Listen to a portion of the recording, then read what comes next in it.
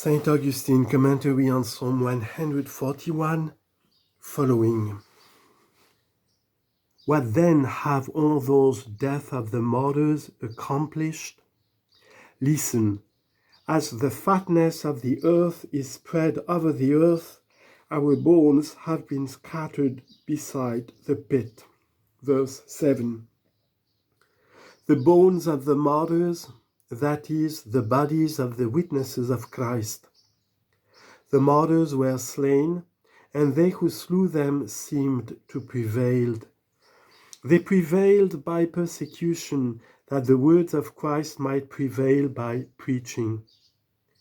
And what was the result of the death of the saints? What means the fatness of the earth is spread over the earth? We know that everything that is refused is the fatness of the earth. The things which are, as it were, contemptible to men enrich the earth. Precious in the sight of the Lord is the death of his saints. Psalm 116, verse 15. As it is contemptible to the world, so is it precious to the husbandman. For he knows the use thereof and its rich juice. He knows what he desires, what he seeks, whence the fertile crop arises, but this world despises it. Know you not that God has chosen the contemptible things of the world, and those which are not, like as those which are, that the things which are may be brought to naught? 1 Corinthians 1, verse 27 and 28. From the dunghill was Peter lifted up, and Paul. When they were put to death, they were despised. Now the earth having been enriched by them, and the cross of the church springing up, behold, all that is noble and chief in the world, even the emperor himself, comes to Rome. And whither does he hasten?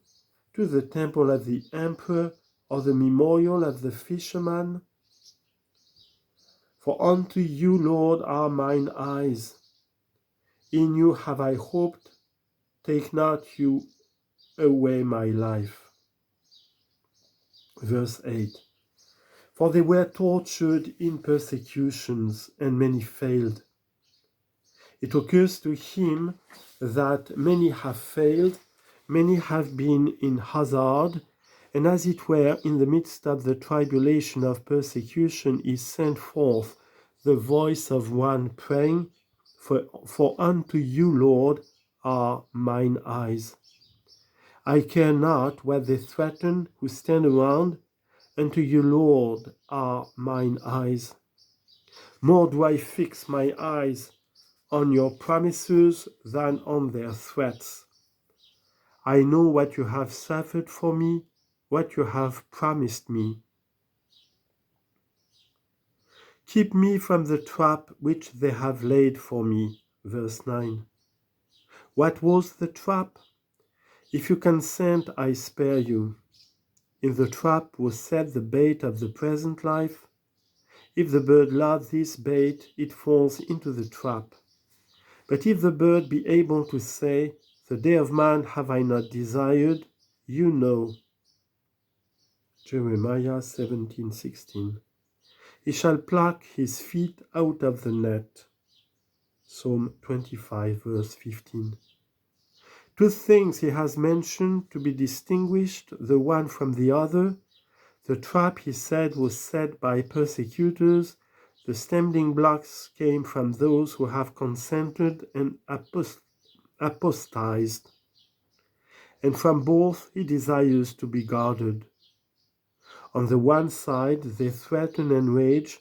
On the other, consent and fall. I fear lest the one be such that I fear him, the other such that I imitate him.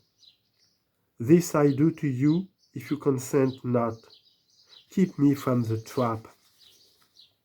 Behold, your brother has already consented, and from the stumbling blocks. Sinners shall fall into his nets. Verse 10. Not all sinners, certain sinners who are so great sinners as to love this life to such a degree as to prefer it to everlasting life, shall fall into his trap. But what do you say? Shall they that are such think you fall into his nets?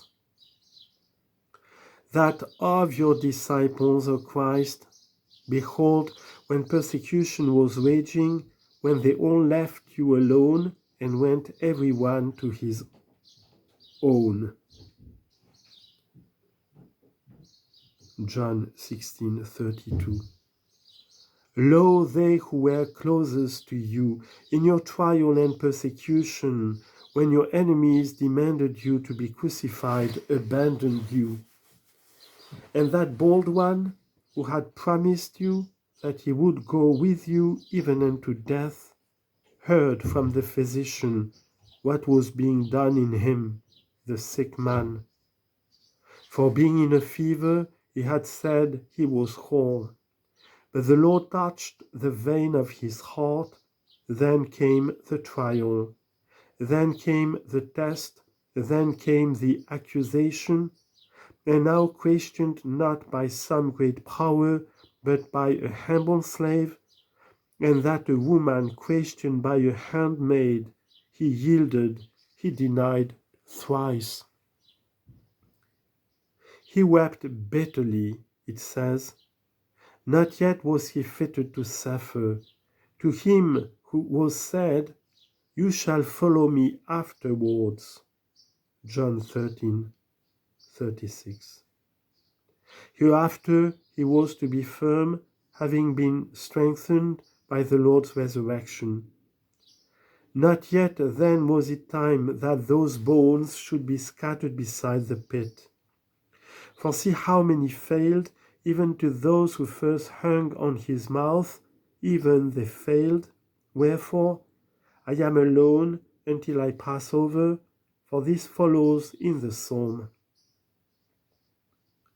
Pascha, as they say who know and who have explained to us what to read, means Passover.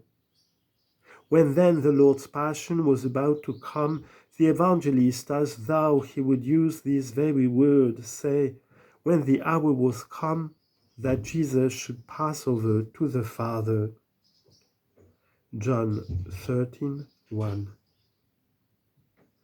We hear then of Pascha in this verse, I am alone until I pass over. After Pascha, I shall no longer be alone. After passing over, I shall no longer be alone. Many shall imitate me, many shall follow me.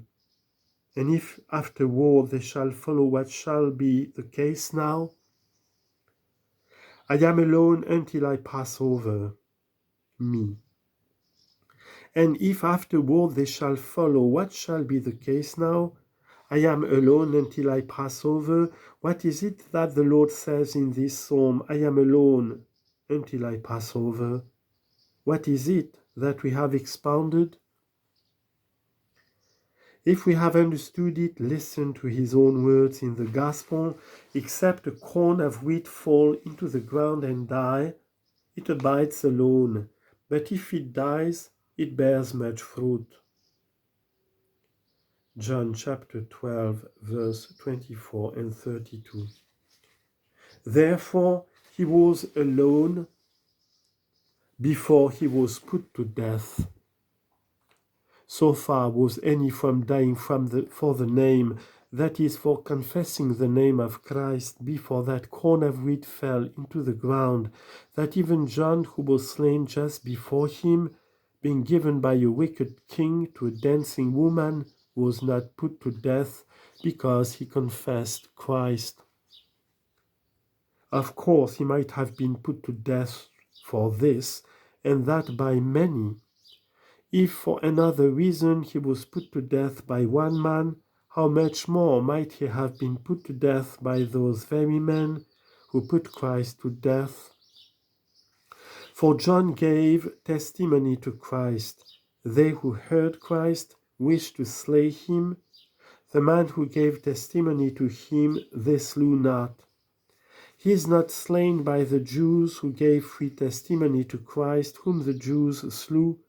He is slain by Herod, because he said to him, It is not lawful for you to have your brother's wife. Matthew chapter 14, verse 4. For his brother had not died without issue. For the law of truth, for equity, for righteousness' sake, he did die. Therefore he is a saint, therefore a martyr, but yet he died not for that name whereby we are Christians, wherefore save that the same might be fulfilled, I am alone until I pass over.